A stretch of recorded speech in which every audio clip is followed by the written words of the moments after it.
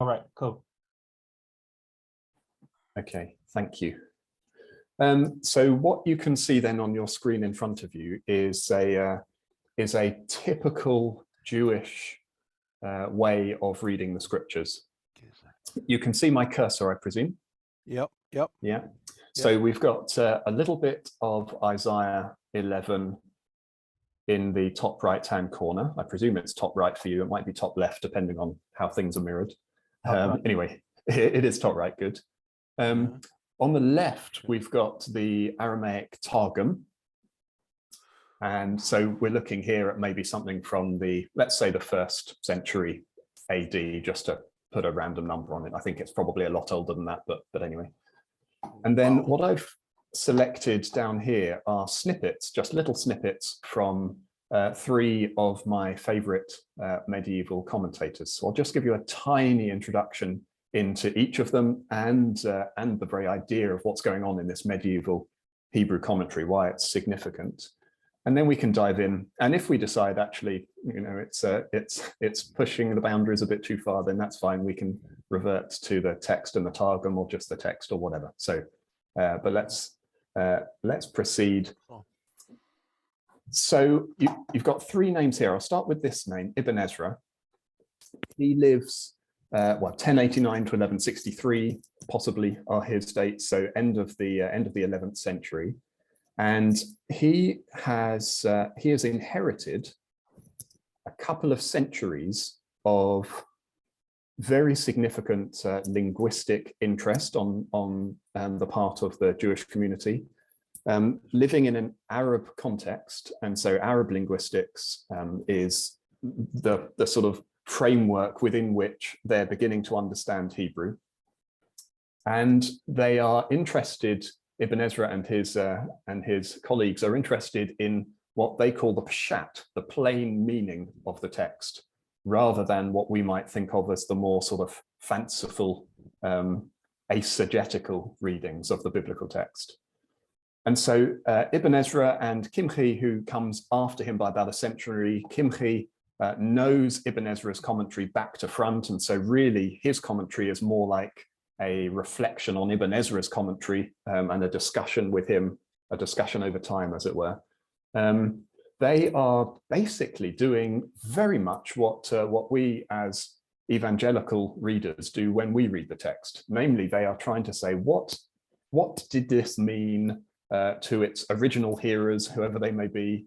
What does the passage mean in context, in the historical context and the literary context, and in the Semitic context in terms of the language itself? So in other words, they are very much on the same page as we are. And also they're on the same page in as much as they are fully committed to the idea that these are the words of the living God, and therefore that these are true and authoritative. And so in an odd way, we really share an enormous amount of presuppositions and background with these guys. So all that is scene setting. This chap here, Eliezer Mibulgenzi, he's working in the north of France. Ibn Ezra is working, well, he's in Europe, but he grew up in Spain. Kimchi lives in the south of France, but it's still very Spanish influenced. Eliezer Mibulgenzi is a different character. He's working in the very north of France. He doesn't have access to any of the sort of more linguistic or philological tools that Ibn Ezra and David Kimchi have, but he is nonetheless engaged in this same project of trying to get to the plain sense of the biblical text. Okay, so much for introduction. Let's not spend all our time on introduction. Let's actually read, shall we? Drew, how would you like to do this? Would you guys like to read the biblical Hebrew and give us a sort of basic gloss, and then we can expand outwards? Yeah, that sounds good. So normally what we do is to sort of ask for a volunteer to read what Great. we call verse 1, and then we just kind of go from there. Yeah, so Great. read it and then Okay. try to give kind of a quick translation. And then if people have any questions about any forms or pronunciation or anything, or if you want to point things out then too, yeah. Fine. Well, Drew, why don't you start, since you're talking already, start us off Okay. with verse 1, if you would. Okay, yep, no problem. Ve'atza hoter migeza yisai ve'netzer misharashav yifre. Is that the end of verse 1? Yeah. So I don't know if you want to correct my pronunciation. I'm trying to improve, sound less like an American when I read Hebrew. Yeah. That was great. You carry on. Okay, thanks. Yeah. So then shall come out. And I guess we normally, I mean, I just looked in Klein's here. Hoter sounds like we normally render it shoot or rod. But I'm not sure what that means. So shall come out a shoot from Megeza. I'm not sure I know what that term means. Yeah, stump, a stump of Jesse. Yeah, Yisai, Jesse. And okay, so then we've got something sort of parallel here. And I guess a synonym for a hoter. Another shoot from Misharamav, Misharashav, from, oh dear, what are these words? Yeah, I don't really know this one either. Shoresh, root. Okay. Shoresh. Shoresh. Okay, yeah, root. From his root, Yifre,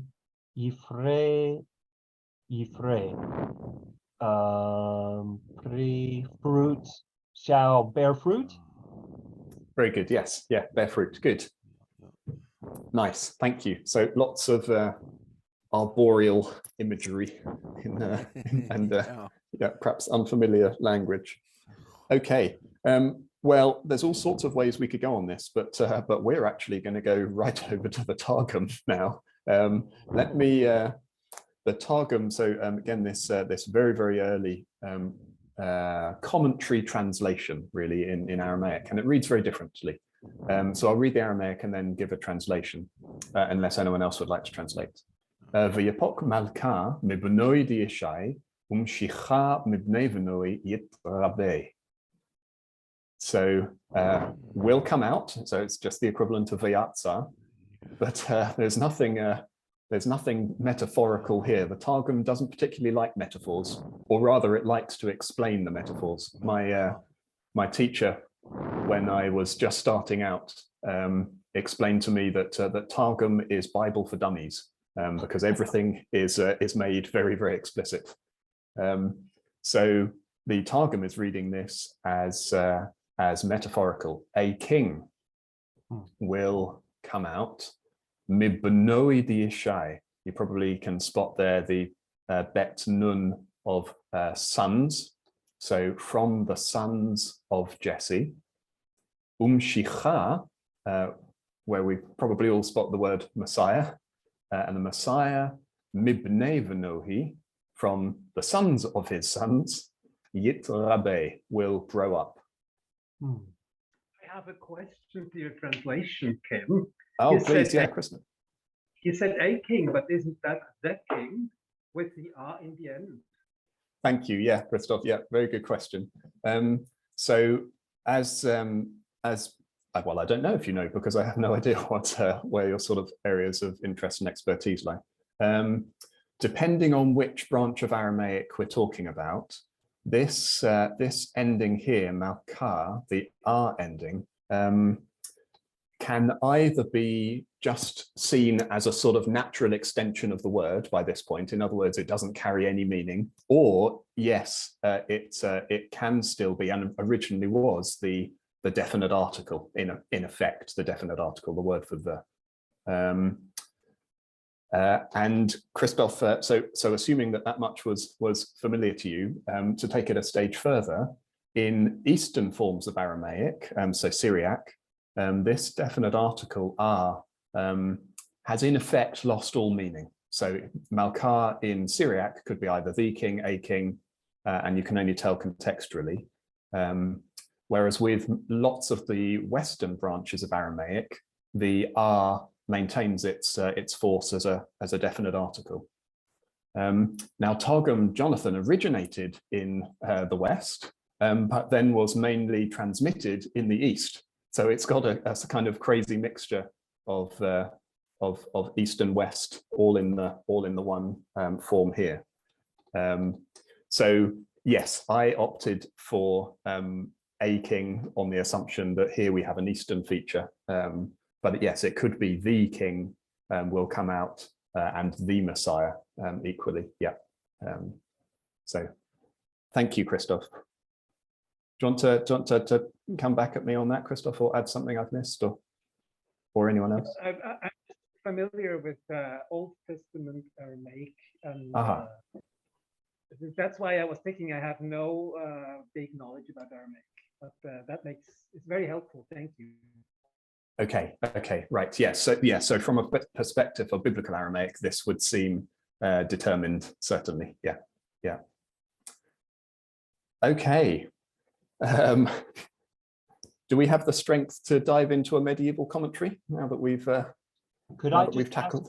Could I just ask your opinion on something before we do that? Yeah. No, I'm just looking at these verbs here at the end, and I was just comparing, just because I enjoy Bible translation stuff, and I was just looking at the updated NRSV, and they've said, "And a branch shall grow out of his roots." It seems like they've not followed the Hebrew reading, but they followed the Aramaic reading, right? You said here in the Aramaic, it's something like "will grow out," whereas the Hebrew we've seen is more like "bear fruit." I mean, we don't have the NRSV translators here with us to kind of justify their choice, but I mean, the Masoretic text very clearly says "bear fruit," right? What if you turn the hay into a chet? Okay, yeah. Then you end up with, you have to repoint yifrach, perach can be to blossom or to grow, can't it?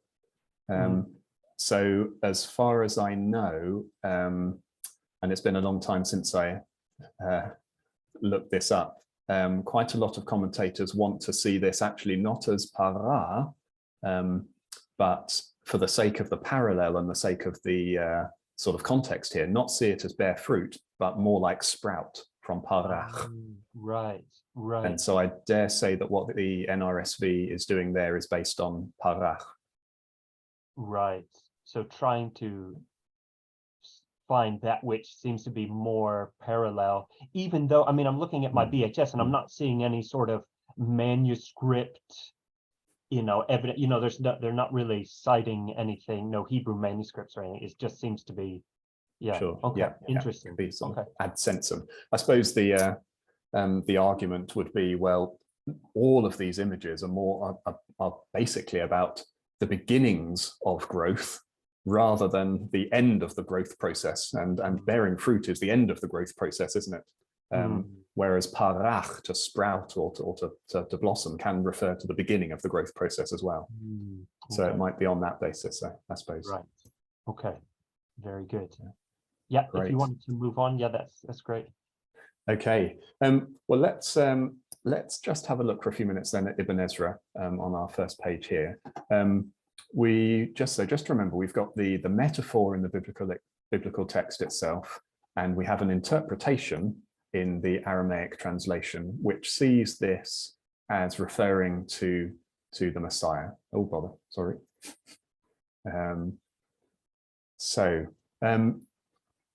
Shall I read the Hebrew and then take us through it bit by bit? Or, to start with? Okay, all right, we'll do it that way.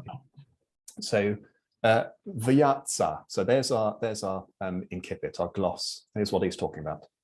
So I'll read it nice and slowly.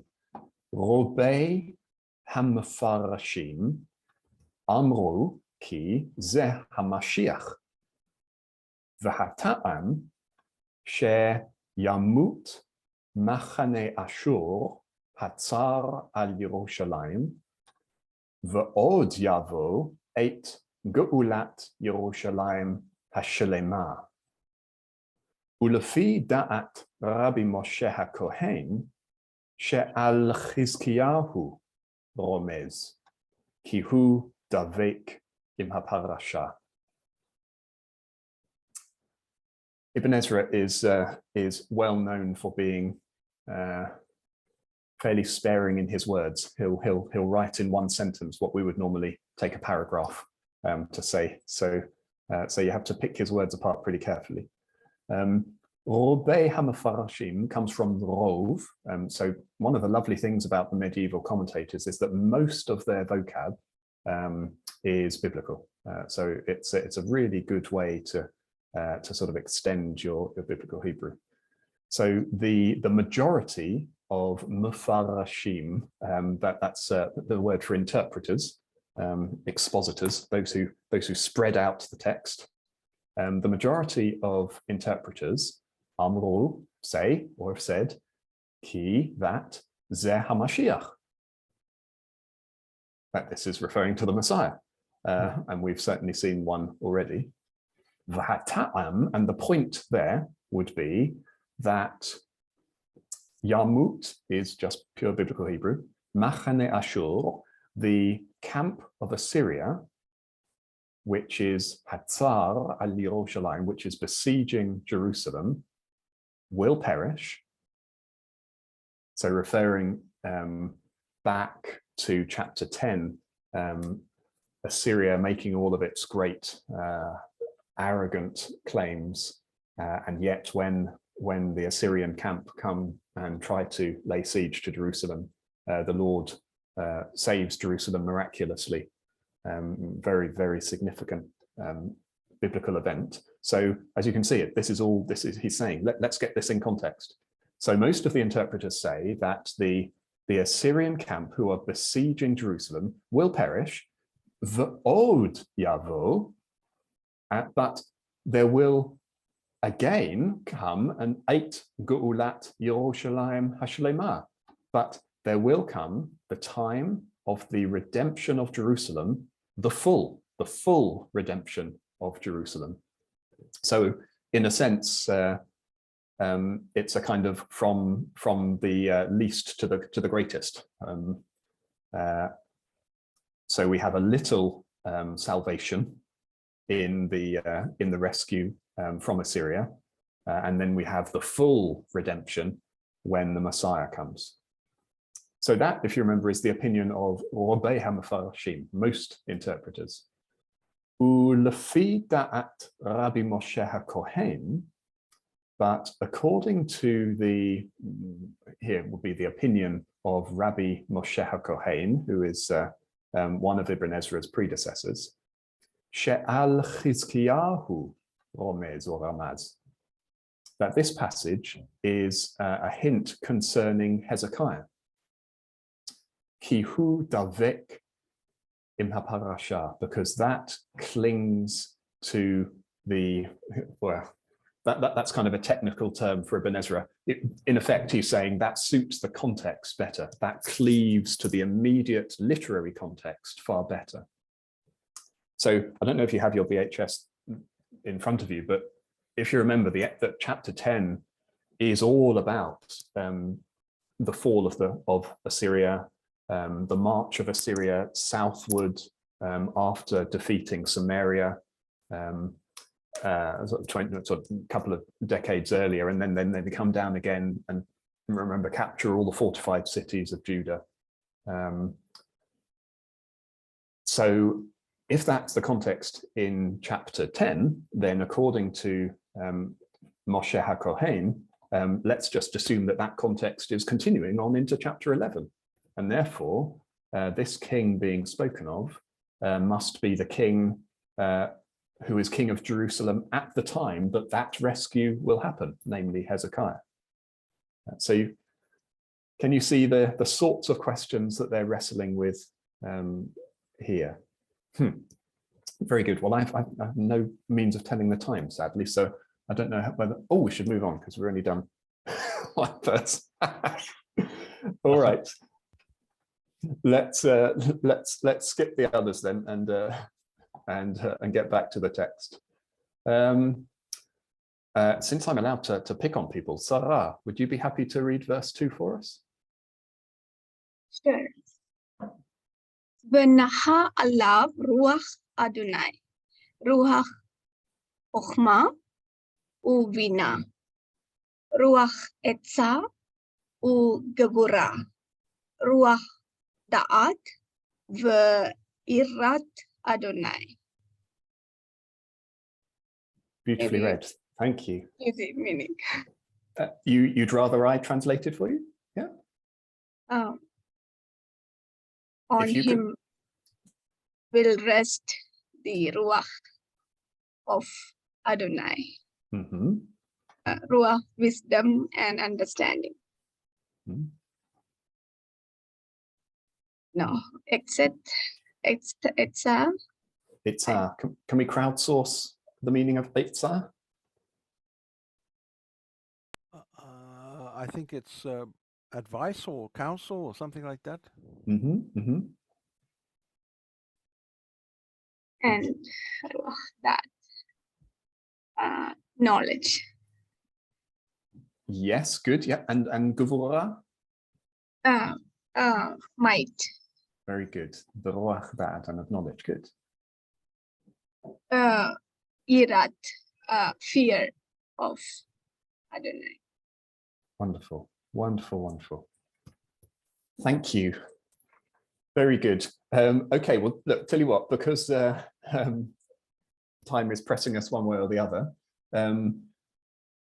let's take a poll. Do we now go to the Targum, to the commentaries, or to the next Hebrew verses? It's entirely up to you. Let's have, go on, yeah, just give me your opinions. I'm easy either way.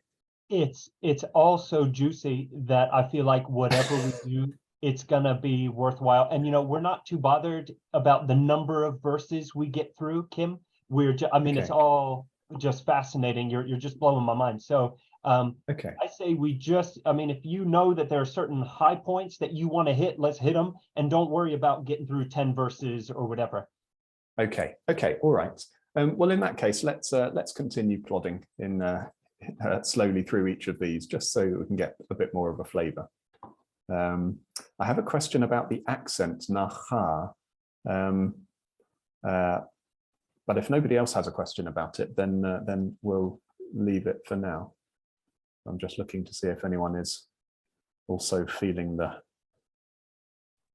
any concern. Nope, fine. Oh, that's good. Okay. V'tishrei aloi ruach min kodam Adonai, ruach chochma v'suchlafanu, ruach melach ugvura, ruach mada wadach lafad Adonai. So again, lots of very, very similar language to the Hebrew. So we'll rest on him, the Spirit, min kodam Adonai. The Targum is very, very touchy about getting anything that is not God too close to God. And so rather than saying the Spirit of the Lord, it will say a spirit from before the Lord, because that just introduces that tiny bit of distance to keep Yahweh, to keep the Lord as separate, yeah, and sort of uninvolved. So a spirit from before the Lord will rest aloi on him. Roach chochma, spirit of wisdom. Wasach lafanu, there is our understanding.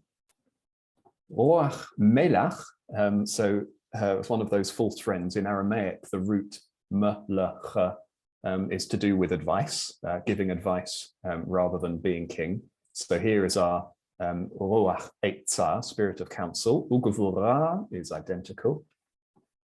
Ruach Mada, spirit of knowledge. Wadach Latha, Adonai, and fear of the Lord. So only one sort of interpretive change here, as far as I can see in this translation, and that's to introduce that little spirit from, oh, thank you, Drew. Yeah, spirit from before the Lord. But as far as I can see, the rest of it follows, sort of tracks with the Hebrew pretty closely. And again, that's very typical of Targum translations, that you'll have a sort of lexeme by lexeme correspondence, and then suddenly you'll have a complete divergence, and then it'll go back to being lexeme by lexeme. So it's a very funny kind of texture of translation.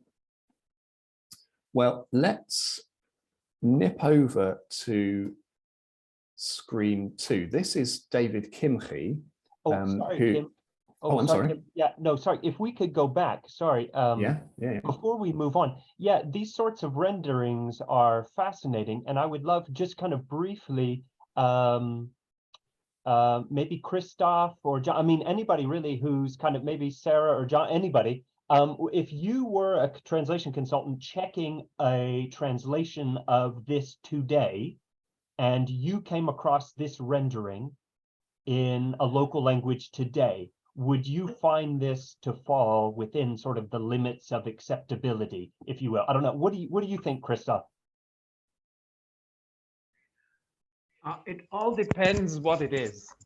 I just finishing the work on a Bible comic, and I would be rather not hesitant in such a thing like a Bible comic. But as a translation, this is a serious interpretation, and I would have to ban it to the footnote, the Malka as a translation for hotel, in my opinion. It is a possibility, an exegetical possibility, but it is not. It's going too far for a translation for me. Okay, so and even Min Kodam Adonai, I would be hesitant to, very hesitant to let it through, because it is a theological adaptation, and theological adaptations are very dangerous. They're historic, of course. It has been done, and we have church translations who sometimes want to pull our arms in our backs that we do things that are not right because they don't like what is in the Bible. But I'm sorry, so I would be hesitant. But of course, it's our forefathers who did it, and they had a good reason to do it. And who are we to say you did a bad job? But it always depends on the target public. Yeah, exactly. Yeah, I don't know if anybody else wants to say. I don't want to stay on this point too long, but I find this fascinating. Yeah, John, did you want to say something too? Is this to preserve the oneness of God? Is this the basic sort of the desire not to move in any kind of Trinitarian sort of direction?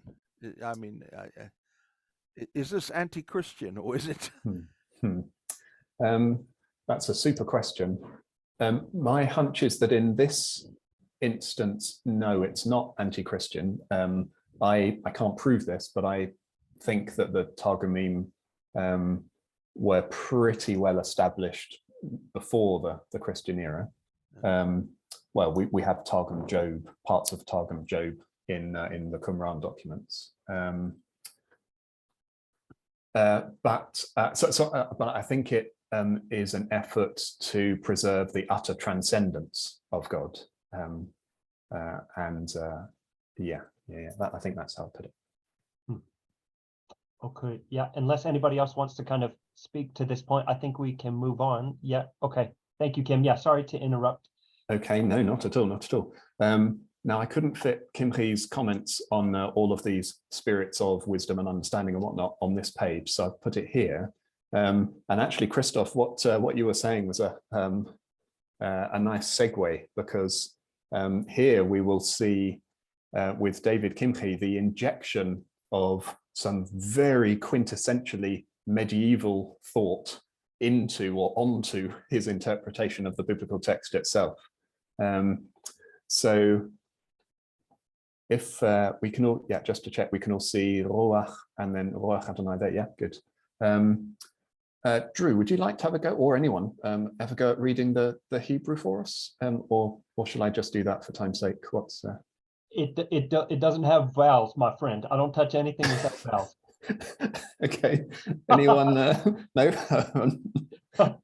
I can only see Sarah's eyes, so I don't know if.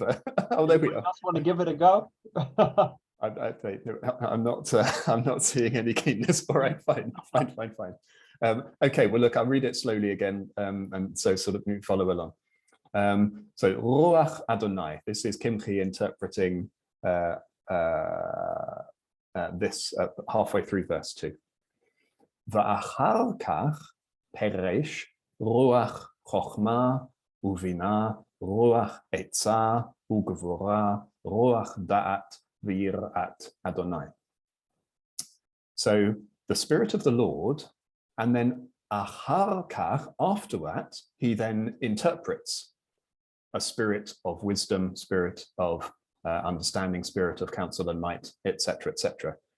What on earth is his problem here? You always have to, these medieval commentators very rarely express their concern, they just give their solution. And so you always have to ask yourself the question, why are you saying what you're saying? It just seemed blindingly obvious, but what's the point you're trying to get at? So I think here probably what he's actually saying is that the spirit of wisdom and understanding, etc., is apexegetical. So the spirit of the Lord is they're in apposition, as it were. So the spirit of wisdom and understanding, etc., etc., explain more the nature of this spirit of the Lord. It's not as though there are multiple spirits inhabiting this future king. So, and there would be good reasons why he would be most uncomfortable with that.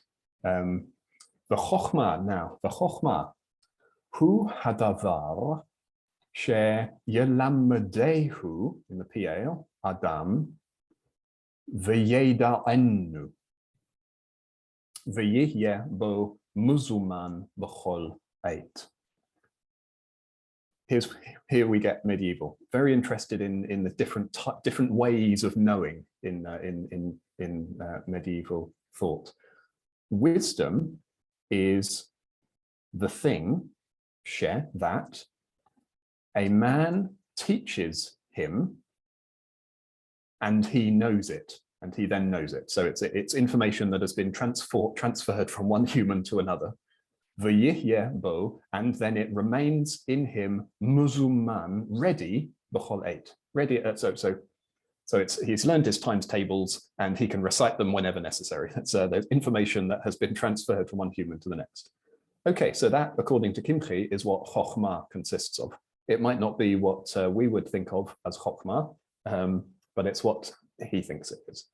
Uvina. Now he moves on to what is this bina? What is this understanding? Hit bonanut ha'adam b'ma shelo lamad mima shelamad. Understanding is the man's perception or grasp b'ma shelo lamad of what he did not learn from what he did learn. So I don't know what the technical term is that, but he has been taught A and B, and therefore he infers the truth of C or whatever. There is knowledge that he draws out by combining the different sorts of knowledge that he has been taught. Eitzah, counsel, is the knowledge, the haragilut, and the customization, and the getting used to, the musarim of ethics or ethical behavior, uvedarche b'nei ha'olam ze im ze, and the ways of the sons of the world, the ways of humans with each other. So I guess we might call that relational intelligence or something like that in our terms. Okay. Good, and we'll leave that there. That's going to be interesting, his different understandings of knowledge, etc.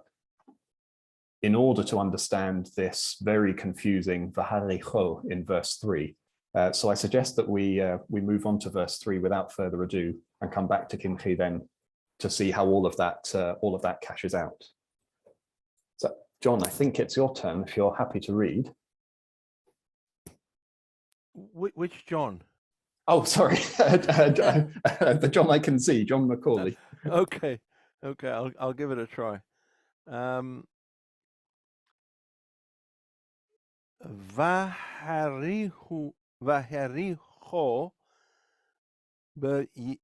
birat Adonai velo lemar'eh einav yishpot velo lemishma oznav yokiach.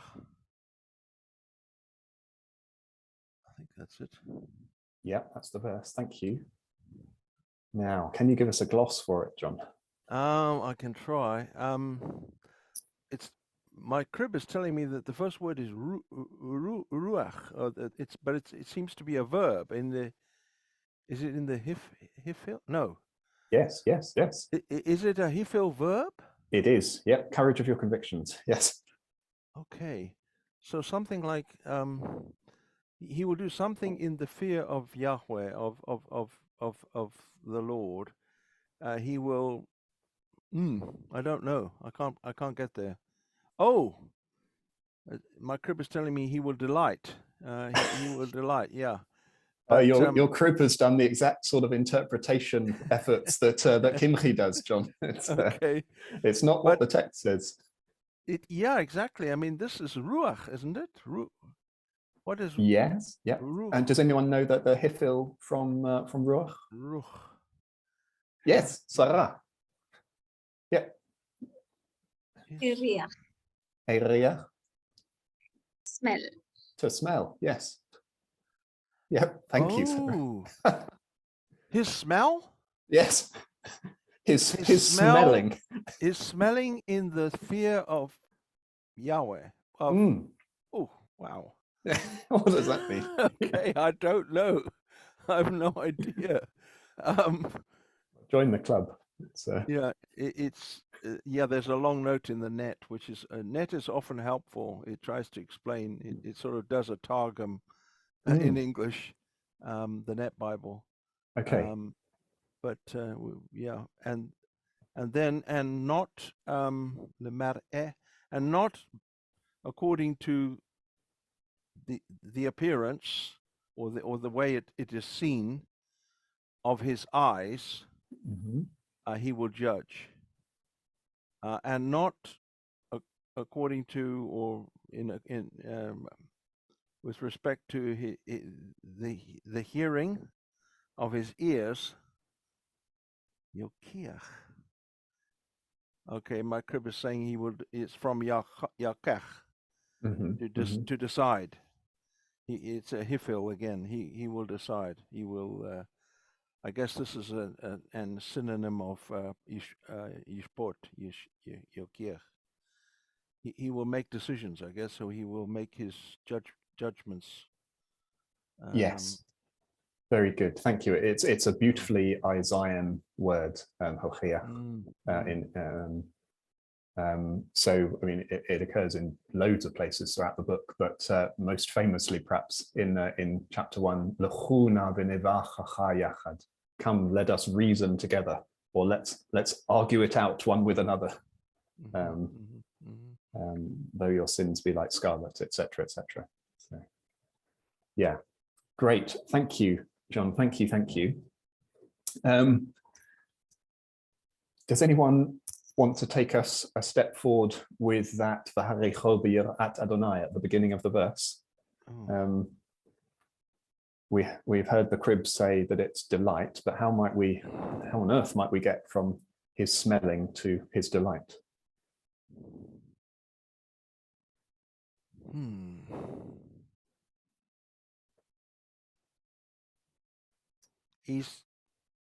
The net is talking about the Hebrew text reads literally, and his smelling is in the fear of the Lord. In Amos 5:21, the hifil of ruach carries the nuance of smell with delight, get pleasure from. So they're sort of intimating that it's some kind of reaction to a sacrificial, offering. Smell with delight. Brilliant.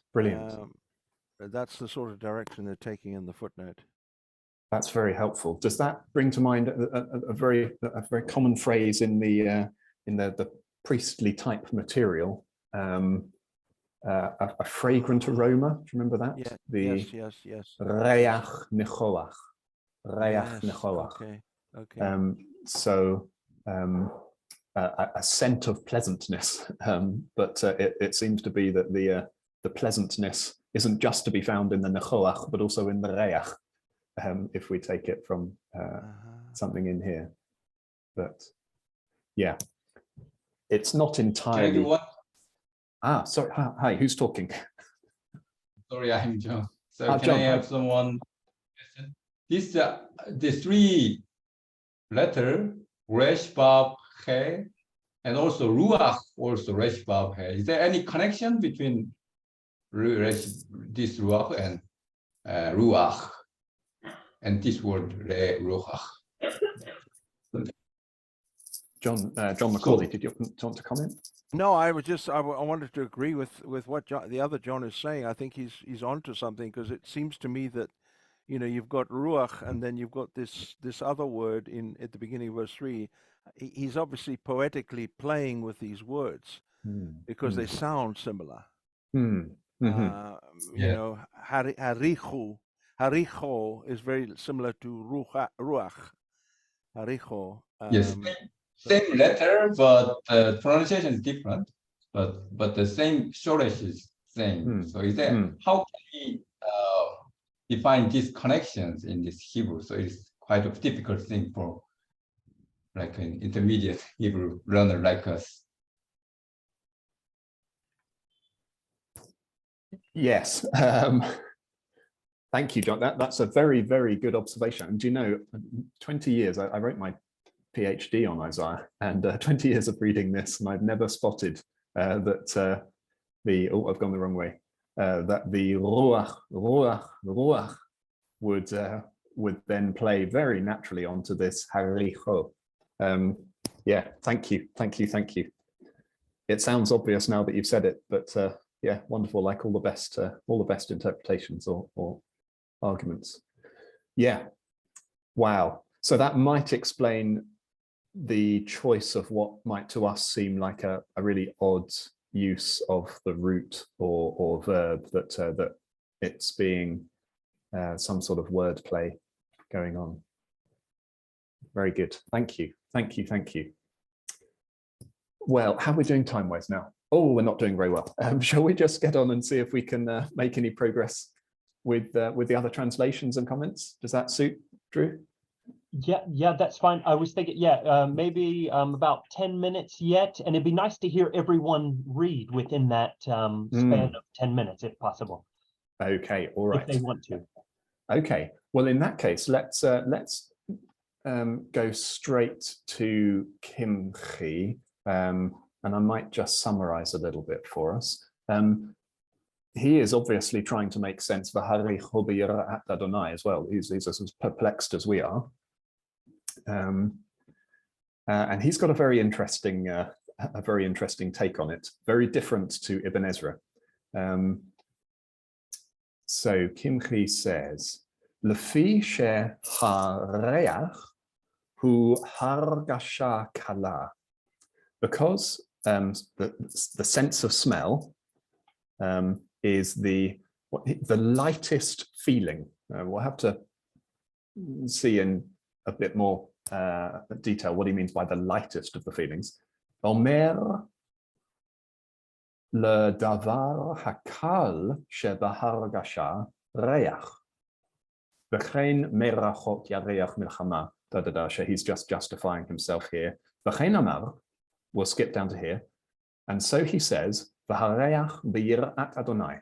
Kolomar, that is, i.e., bim'at Havana yargish bivnei adam hatovim v'haraim v'lo yitztarech lemar'ei einayim ulemishma oznaim b'shofto b'nei adam ulehochiach otam ki midato u'mituvunato yavin ma'asehem bim'at hitbonanut. So that might seem a little bit opaque. I think he's saying that that scent is one of the things that comes to us most easily, most naturally, without any effort on our part. We don't have to do anything. It just floats into our nostrils, and we can smell something. So in that sense, it's the easiest of the five senses. There's no effort required on our part, as it were. And so in the same way, this king who is going to come will be so wise and will have such amazing emotional intelligence, relational intelligence, to come back to those terms earlier, that he will just be able to tell the good and the bad just by the merest experience with them. He won't need to see them. He won't need to hear them. The very beginnings of they'll just come into his presence, and it's as though he can just smell who is the good among them and who is the bad. So there we are. I often say about the medieval commentators that they are the most brilliantly wrong commentators that I've ever read. It's often how I feel, that they are very, very ingenious, even when I think they're really barking up the wrong tree. Okay, there we go. Look, I suggest that we go back to the biblical text now, and John, who is not John Macaulay, would you be happy to take us through the rather long verse 4? Can I just make one comment before we move on? Sure. This is fascinating. Yeah. Really sorry. We'll let you read, John, if you want to. But Christophe, did you see how the Taube, the French translation, the Taube, has translated this verse 3? Il lui inspirera la crainte du Seigneur. They're picking up on this wordplay. Did you see that, Christophe? He will inhale the fear of the Lord.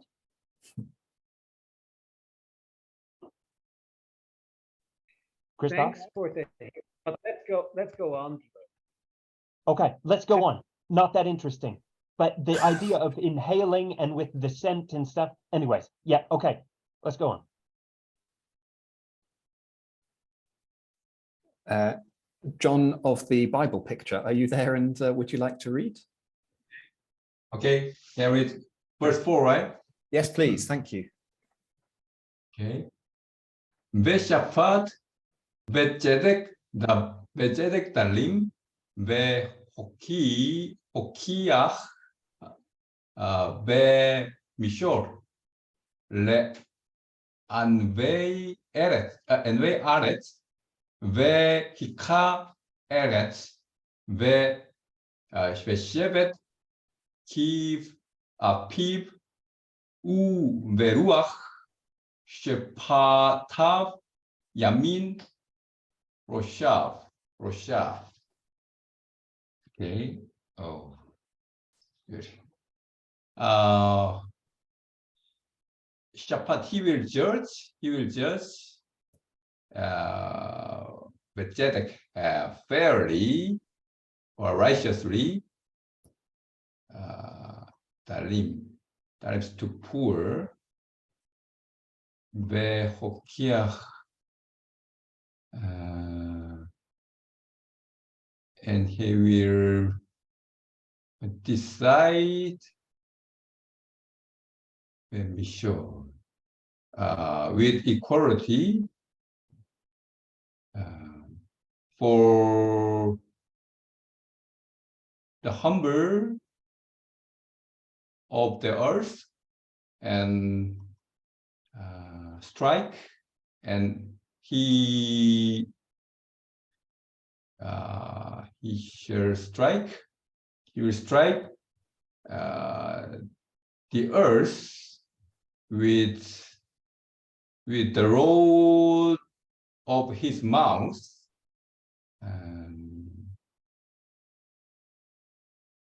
and so this is the ruach with the breath or with the spirit of his lips.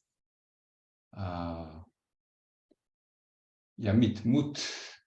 This is he will kill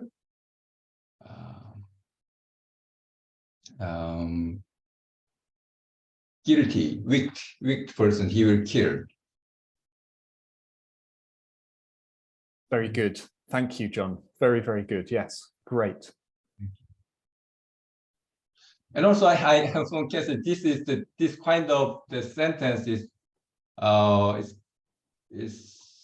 like vekatar. This is vekatar form. This is is it? So when I see the another translation, almost of them translate as a future tense. Is it right? Or so we also can translate as a past tense or like a present tense. So. Well, why doesn't somebody else comment on that rather than me? That must be the sort of thing you guys think about all the time. I can say a word or two in non-poetic text in prose. It is not usually past, and if it is past, then it's habitual past. But in poetic texts, these rules are a bit limited, and it depends on the context in the poetry. Here we have poetry, but we have a not a collection of sentences like in Proverbs, but we have here an idea that starts from A and goes through the chapter. And so there is a line of logic in it. And so as the whole thing seems to be a future or something to come, I think it just leads on with the same idea that has begun. And it is typical that in the verse you have a mixture of vekatal and yiktol. You have veshafat in the beginning, but then you have yamit in the end, and they go just together and have a very similar meaning. That's also in prose, but here in poetry, you cannot just stick regularly to what the rules of the prose are. So you have to look at the meaning of the whole thrust of a text.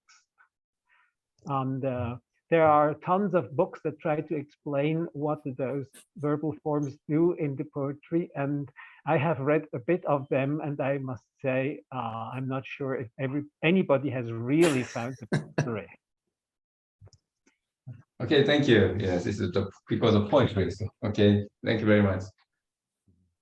Personally, when I see the veketal, I normally just think of it as looking back to whatever the tense aspect mood of whatever your main verb was in the last clause or the last verse or whatever. I just see it as kind of looking back and kind of grabbing that contextual meaning, carrying on that kind of line, that trajectory that you're talking about, Christoph. I don't know if that's accurate, but that's kind of how I see it.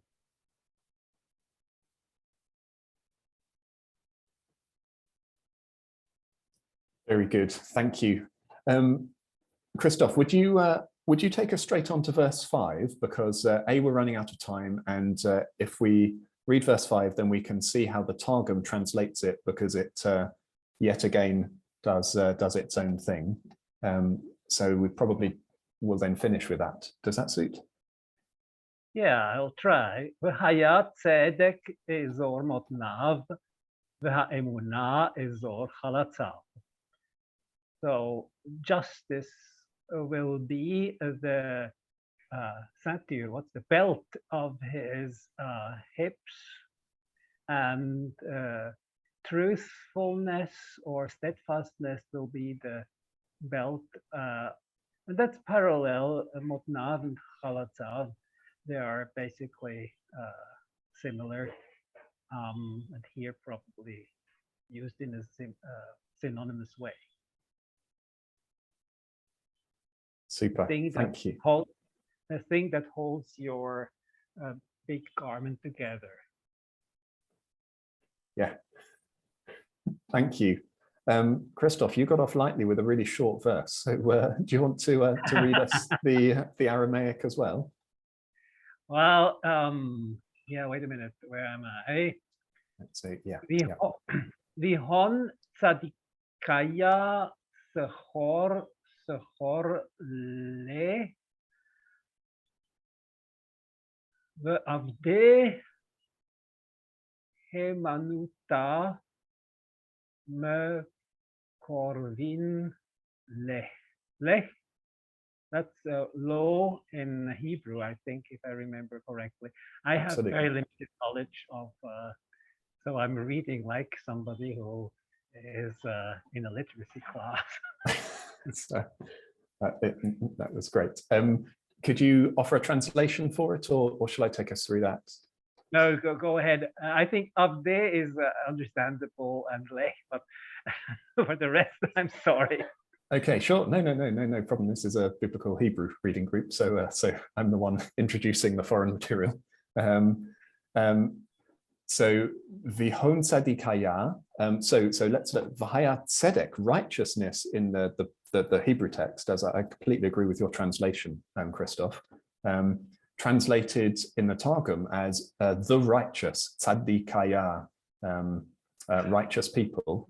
Righteous Plural. people. Yes, plural, and also humans rather than an entity. So righteous people will be sehor, all around him, sehor, all around him. So I suppose some sort of idea of the king in his court, surrounded by the righteous. The avde hemanutha. Now avde,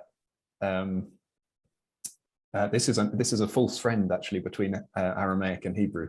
This is to do or to make.